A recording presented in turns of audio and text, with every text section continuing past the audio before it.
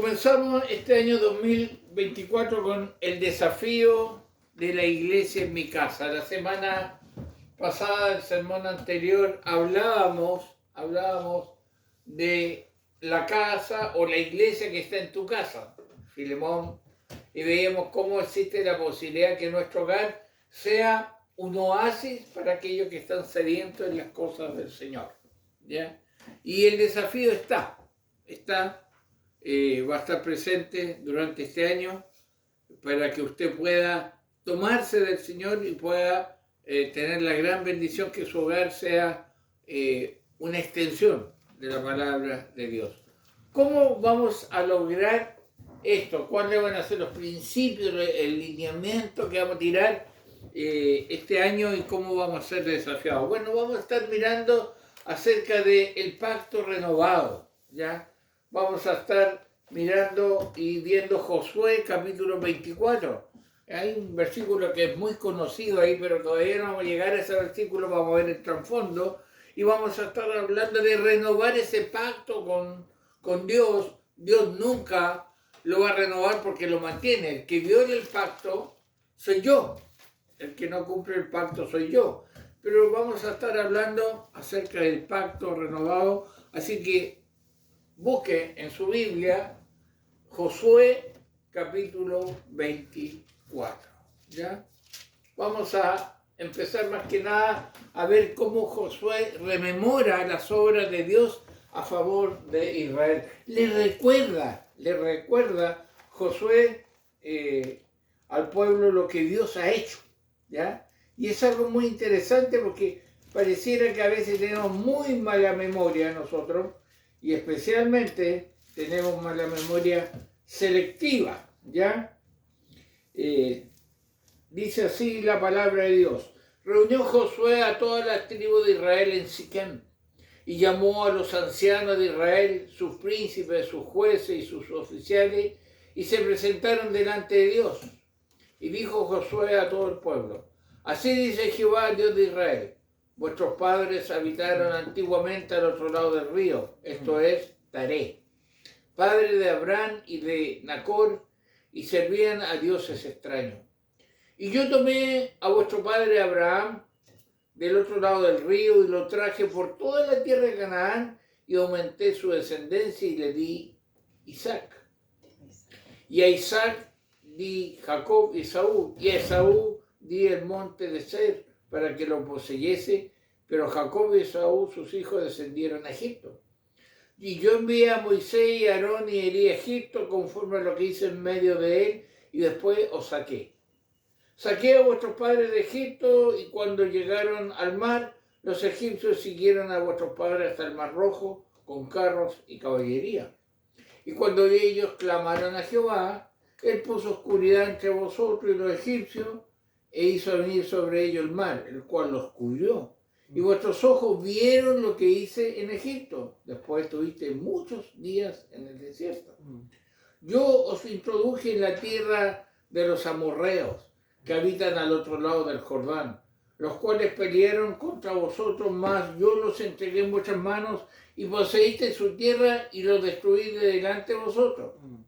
Después se levantó Balac, hijo de Zippor, rey de los moabitas, y peleó contra Israel, y envió a llamar a Balaam, hijo de Beor, para que os maldijese.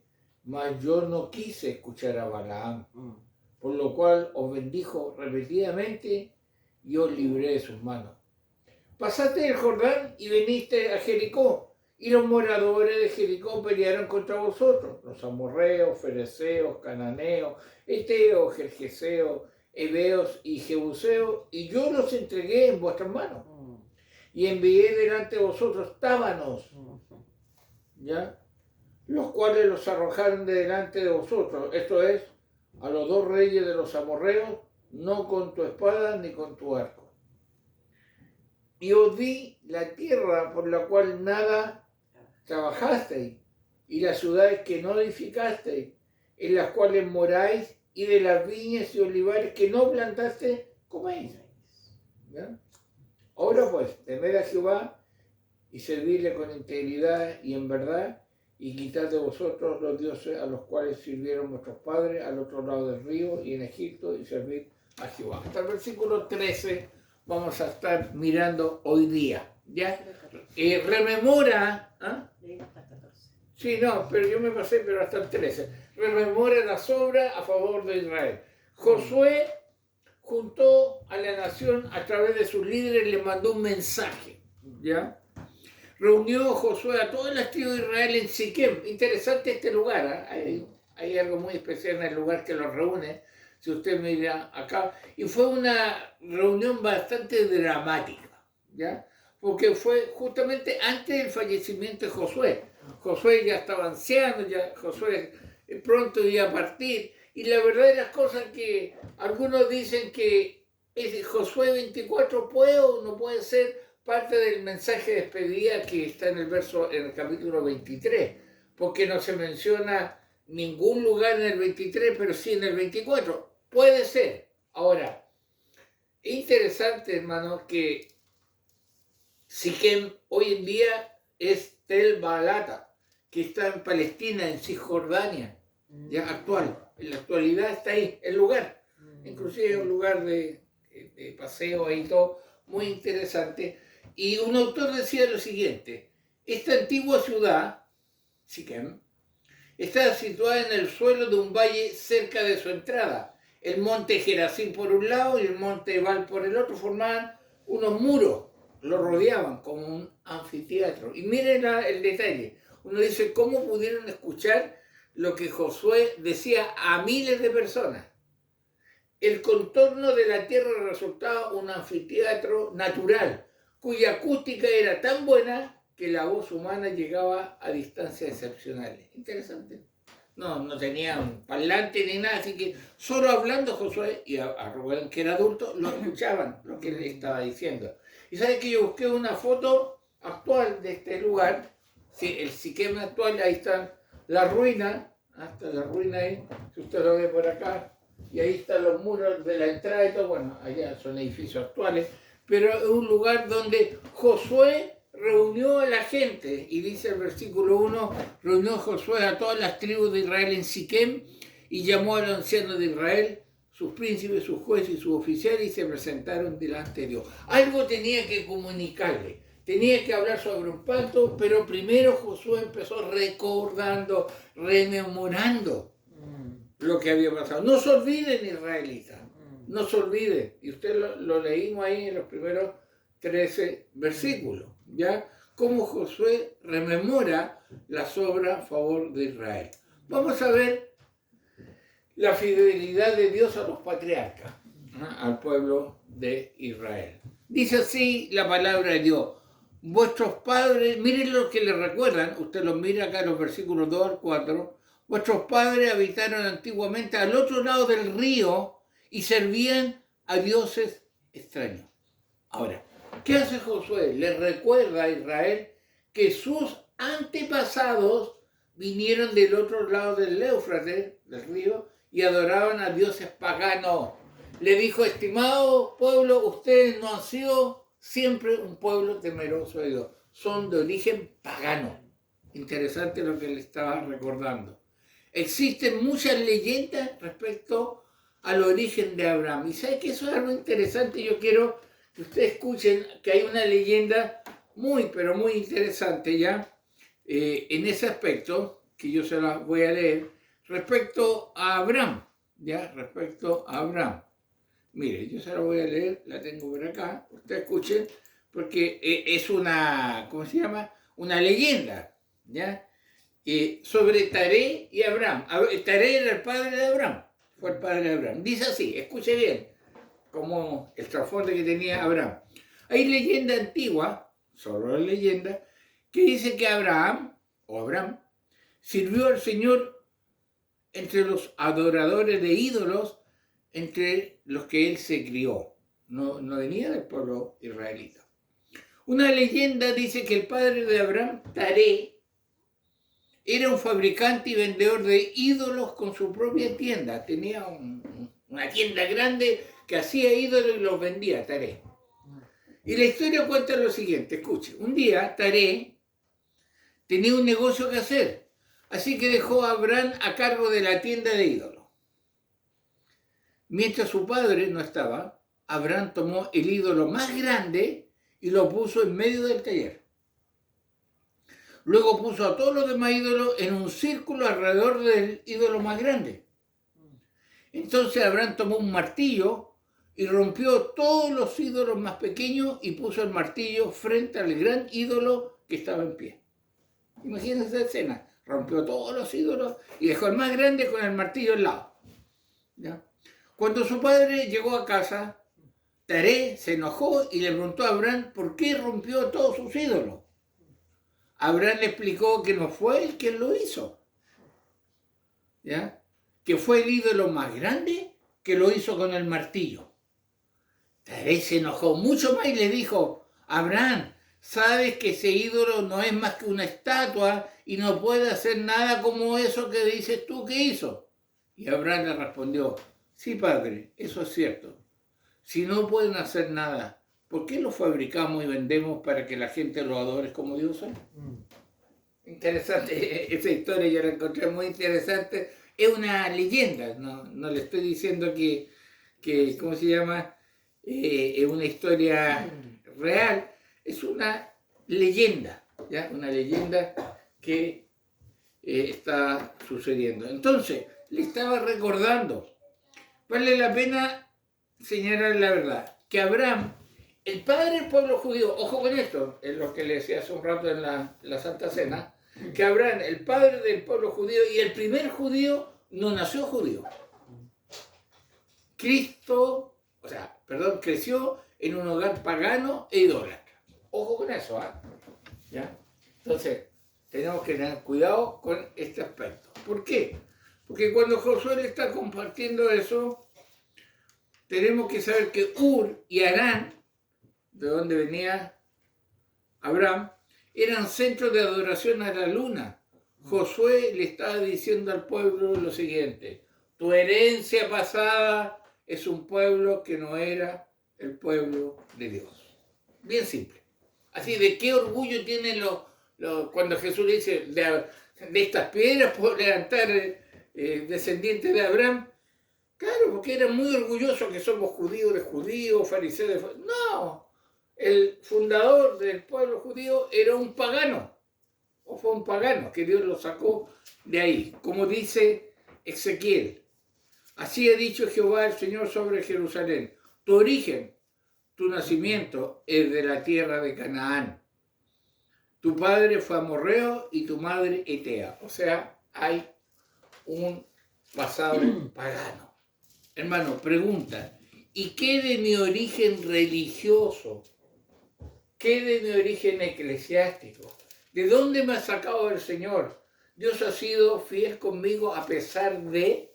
Hermano, puedo decir yo, disculpe pastor, pero yo soy quinta generación angélica y es como si dijera, soy de quinta generación judía y significa que eres pueblo escogido de Dios, significa que tus padres eran pueblo escogido de Dios. Esto nos está enseñando que la fidelidad de Dios es a pesar de, saca de donde menos pensamos a quienes va a utilizar para su gloria. Y Josué se lo estaba recordando, ¿ya? Y dice así: y yo tomé a vuestro padre Abraham del otro lado del río, ¿ya? Yo tomé a vuestro padre del otro lado del río, no de acá, del otro lado, le está diciendo Josué en este discurso de despedida. Antes de que Dios desafiara a Israel, le recuerda su fidelidad. Su bondad se mostró desde el comienzo mismo de su trato con Abraham y los descendientes de Abraham. Es decir, pueblo de Israel, a pesar de, yo sigo siendo fiel. Yo cumplo mi pacto. ¿Ya? Yo cumplo mi pacto. ¿Por qué? Porque Abraham no era de un pueblo judío. Hermano, si miro la fidelidad de Dios con mi familia, sinceramente, ¿qué conclusiones puedo sacar? Si tú en este instante te detienes un poco y dices, a pesar de este hijo, esta hija, este esposo, esta esposa, no sé, parientes que algunos hasta reniegan de Dios con su estilo de vida o con su religiosidad superficial, aún así, ¿qué puedo decir de la fidelidad de Dios? ¿Ha cumplido Dios el pacto? ¿Lo está cumpliendo? Es bueno preguntarse eso. Vamos a mirar algunos versículos. Aquí quiero que me ayude Carmen a buscar. Ustedes pueden anotarlo. Deuteronomio 7:9 es uno. Después Lamentaciones 3, 22 y 23. Después en el Nuevo Testamento, 1 Tesalonicenses 5, 24 y Hebreos 10, 23. ¿Qué podemos hablar? Hoy día estamos hablando de este pacto, de renovar este pacto, pero antes de renovarlo recordemos por favor la fidelidad de Dios. El pacto que Dios no viola, no adultera, no cambia, sino que cumple. ¿Qué dice Deuteronomio 7:9? Escuchemos por favor. Busca tu Lamentación. Ya. 7:9 dice: Conoce pues que Jehová tu Dios es Dios, Dios fiel, que guarda el pacto y la misericordia a los que le aman y guardan sus mandamientos hasta 1000 generaciones. Oh, qué hermoso, hermano. ¿Sabes que a veces mi hijo, mi hija, mi pariente, ese que no está obedeciendo a Dios, solamente se mantiene en pie por la misericordia del Señor y porque Dios hizo un pacto con los padres cristianos, con el pueblo escogido? Yo te voy a bendecir y hasta 1000 generaciones. Pues no significa que la misericordia de Dios está exenta del juicio de Dios. Cuidado con eso. ¿Qué dice Lamentaciones 3, 22 y 23? Yo lo leo. Por la misericordia de Jehová no hemos sido consumidos, porque nunca decayeron sus misericordias. Nuevas son cada mañana, grande es tu fidelidad. Hermano, Dios es fiel. Ahora, que sea fiel no significa que alcahuetea el pecado, no significa que no va a pagar con justo juicio cuando se viola su ley. No, significa que las promesas que Él ha hecho, la cumple. No he visto justo desamparado ni su simiente que mendigue pan, lo cumple. Pero también que está airado todos los días con el pecador. Cuidado con eso. ¿Qué más vemos sobre la fidelidad de Dios? Ahora en el Nuevo Testamento, 1 Tesalonicenses 5, 24. Escucha. Fiel es el que os llama, el cual también lo hará. Fiel el que os llama, fiel. Esa palabra que hoy día no está de moda. Dios es fiel, te ha llamado y lo va a cumplir, tanto en bendición como en juicio. Y Hebreos 10, 23. Mantengámonos firmes sin fluctuar la profesión de nuestra esperanza, porque fiel es el que prometió. Fiel es el que prometió, hermano, la fidelidad de Dios. Y Josué le estaba recordando, le está diciendo, recuerden quién es su papá, de dónde venía, quién es el fundador, quién es Abraham, recuerden. ¿Ya? Y le da 3 ejemplos sobre la fidelidad de Dios. Y aquí interesante, si usted vuelve a Josué 24, interesante que no olvidemos, porque uno dice tantos nombres medio raros. No, él está hablando de 3 situaciones diferentes donde Dios fue fiel. Por ejemplo, la fidelidad de Dios en el escape de Egipto, cuando salen de Egipto. ¿Ya? Cuando ellos salen de Egipto, Dios fue fiel, como los sacó, todo lo que sucedió, Dios es fiel. Los versículos 5 hasta la primera parte del versículo 7 habla de la fidelidad de Dios en el escape de Egipto. Y dice, y yo envié a Moisés y a Aarón y herí a Egipto. Dios no dejó a Israel en la esclavitud en Egipto para siempre. Cuando fue el momento adecuado, envió un libertador a su pueblo.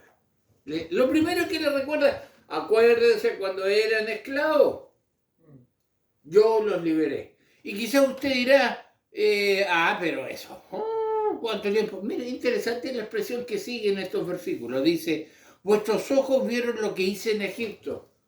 Todavía, hermano, había muchos entre los líderes y ancianos de Israel que eran niños cuando Israel salió de Egipto y que vieron a Dios destruir al ejército egipcio en el Mar Rojo. Esos niños de 4 o 5 años que quedaron con la boca abierta cuando ese mar se abrió y después tragó a los egipcios, eran ancianos que están ahí. Entonces por eso dice, vuestros ojos vieron lo que hice en Egipto. Qué hermoso, ¿verdad? Yo los fui fiel cuando escaparon de Egipto. ¿Qué otro ejemplo le da? la fidelidad de Dios en el desierto. 40 años en el desierto, vagando. ¿Ya? Versículo 7b al 10 dice, después estuvisteis muchos días en el desierto. ¿Ya? ¿Sabe que cuando uno mira, vamos Josué 24, yo quiero llamarle la atención acá, versículo 7 de la segunda parte, dice, el 7 dice, cuando ellos clamaron a Jehová, él puso oscuridad entre vosotros y los egipcios hizo venir sobre ellos el mar, el cual los cubrió y vuestros ojos vieron lo que hice en Egipto. Mire, y vino una frase, dice, después estuvisteis muchos días en el desierto. ¿Sabe que Josué resume todo el viaje del Éxodo en una sola frase? Estuviste muchos días en el desierto. ¿No le llama la atención eso? Josué podría haber empezado diciendo, acuérdense que usted pecara, acuérdense que desobedeciera, acuérdense. No, solo una frase. Después estuviste muchos días en el desierto. Es notable, decía un autor, que en esta revisión de la historia de Israel falte toda la mención del pecado, la rebelión y el fracaso de Israel. No está mencionado aquí. Aunque Dios registró estas cosas en su momento, Éxodo, Números, Deuteronomio, cuando revisa su historia a través de Josué, no menciona eso. Interesante, ¿eh? Más adelante Dios dijo, no me acordaré más de su pecado. Aquí fue como si hubiera olvidado el pecado pasado de Israel. No fue necesario recordárselo. Lo único que le dijo, yo fui fiel con ustedes en el desierto. Fui fiel al sacarlo de Egipto, fui fiel en el desierto. Y también la fidelidad de Dios cuando llegaron a Canaán. ¿Ya? Cuando llegaron a Canaán. Al sacarlo de Egipto, al mantenerlo en el desierto y ahora llegando a Canaán, a la tierra prometida. Y aquí hay algo muy interesante, miren. Dice, pasasteis el Jordán y venisteis a Jericó y yo los entregué en vuestras manos. Hablando a través de Josué, Dios vincula la historia antigua de Israel, de Abraham, con su historia actual. Esto es lo que Dios había hecho entre ellos en su propio tiempo. Es clave la expresión, y yo los entregué en vuestras manos. Yo los entregué en vuestras manos. Yo los entregué en vuestras manos. No eran por mérito o esfuerzo del pueblo lo que tenían, sino por fidelidad de Dios. Los saqué de Egipto con mano poderosa. Los mantuve en el desierto con mano poderosa y los dejo en Canaán con mano poderosa porque yo soy fiel. Volvamos a leer lo que dice el versículo ahí. No con tu espada ni con tu arco, le recuerda Dios. Y os di la tierra por la cual nada trabajasteis, viñas y olivares que no plantasteis. Hermano, aquí hay un sentido en que toda bendición es inmerecida, pero algunas son más evidentemente inmerecidas. ¿Ya? Cuando Israel disfrutó de las viñas y olivares en Canaán, debería haberle hecho especialmente agradecido por las bendiciones inmerecidas. Aunque decimos que la bendición es resultado de la obediencia, pero ¿qué tan obediente fue Israel? Pero aún así, llegó, oye, estaban las viñas listas, llegar y comer. Estaban las edificaciones listas, llegar y habitar. Eso se llama una bendición inmerecida. ¿Ya? Pregunta para nosotros. ¿Cuántas bendiciones inmerecidas he recibido?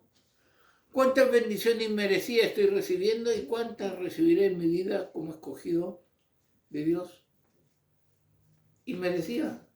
Porque hermano, si Dios me pagara y me recompensara de acuerdo a todo lo que yo hago, sin tomar en cuenta su pacto y su fidelidad, no sé qué sería de mí o de usted. Yo creo que no estaría como estoy ahora, porque hay fidelidad de Dios. Por eso el versículo es clave. Viña y olivares que no plantaste. También deberían haber recordado los israelitas que aquellos que plantaron las viñas y los olivares fueron removidos por el justo juicio de Dios. Y si ellos desobedecían y rechazaban a Dios, también podían ser juzgados. Y aquí tenemos que tener cuidado. Dios es fiel me entrega las cosas, pero le está diciendo, mire, ustedes llegaron, están las casitas listas, desocupadas porque salieron huyendo, las viñas, los olivares todos listos, pero ¿por qué salieron huyendo? Por juicio. Ustedes le pueden pasar lo mismo. Ojo, cuidado. Todo lo mencionado por Josué estaba dentro del pacto de Dios con su pueblo. Fiel Dios, fidelidad de Dios, Dios es fiel. ¿Ya? No debían ignorarlo ni menos olvidarlo. Y eso es una lección para nosotros. Yo no debo olvidar la fidelidad de Dios. Hermano, si hoy estoy respirando, si tú estás escuchando este mensaje, es por la fidelidad de Dios, porque nuevas son cada mañana. Se acabó el asunto. Porque si fuera por lo que yo muchas veces hago, o como me coloco rebelde con Dios, yo no debería estar ya acá. O no debería tener las bendiciones que tengo. No me las he ganado, hermano. Es misericordia del Señor, es bondad del Señor, es la fidelidad del Señor. La fidelidad de Dios en mi hogar, en mi trabajo, en mi salud. Hermano, algunos dicen, oh, la suerte. No es suerte para el cristiano, no hay suerte, no hay fortuna. Es propósito de Dios, es fidelidad de Dios. Aún, hermano, siendo un infiel, Dios mantiene su pacto. Pero no por eso vamos a tener consecuencias si no arrepentimos. La fidelidad de Dios es la base y fundamento del carácter de Dios como tal. Dios no puede actuar infielmente porque su carácter no se lo permite, es un Dios fiel. Es como mentir. ¿Ya? Va contra su naturaleza. La fidelidad de Dios porque Dios es fiel por naturaleza. Recordemos Deuteronomio 7:9, pero en la nueva traducción viviente dice así, me gustó, miren. Por eso ustedes deben reconocer a nuestro Dios, que es el Dios verdadero. ¿Por qué? Escucha bien, anota. Nuestro Dios cumple su pacto con todos los descendientes de quienes, lo aman y obedecen sus mandamientos. Fidelidad. Dios cumple su pacto con todos los descendientes de quienes lo aman y obedecen sus mandamientos. Obvio, si no hay obediencia y no hay amor, ¿qué va a estar cumpliendo Dios? ¿Ya? Todo esto, hermano, debía llevar al pueblo escogido a una acción determinada. Josué, antes de confrontar al pueblo y hacerlo que tomaran una determinación, una acción, primero les recuerda. Ustedes Dios fue fiel aquí, fue fiel acá y fue fiel allá. Por lo tanto, los desafía. Y eso es lo que nosotros vamos a estar hablando sobre el pacto renovado en Josué 24 y va a ser los desafíos que vamos a tener por algunos mensajes que vamos a estar viendo. ¿Dios ha sido infiel en tu vida, hermano? La verdad, no, pastor. Bueno, en la mía tampoco. ¿Ya? Pero eso me debe llevar a una acción que es la que vamos a empezar a mirar del próximo mensaje y a tomar una determinación en Cristo. Por eso estamos hablando este año de que mi casa sea una iglesia, mi vida sea una luz que alumbre en medio de la oscuridad. El desafío está, tenemos que renovar este pacto, no olvidando que Dios es fiel. Oramos. Padre, gracias por tu palabra, gracias por el cuidado, Señor, gracias por el Dios fiel que eres. Señor, si algo soy, algo tengo, es tu fidelidad demostrada. Si mis hijos, mis nietos, mis nietas, parientes, Señor, aún disfrutan de tu misericordia porque eres fiel y porque cumple el pacto. Ayúdanos a renovar este compromiso contigo y ayúdanos a ser un instrumento en tus manos. Te lo pedimos todo en el nombre de Jesús. Amén.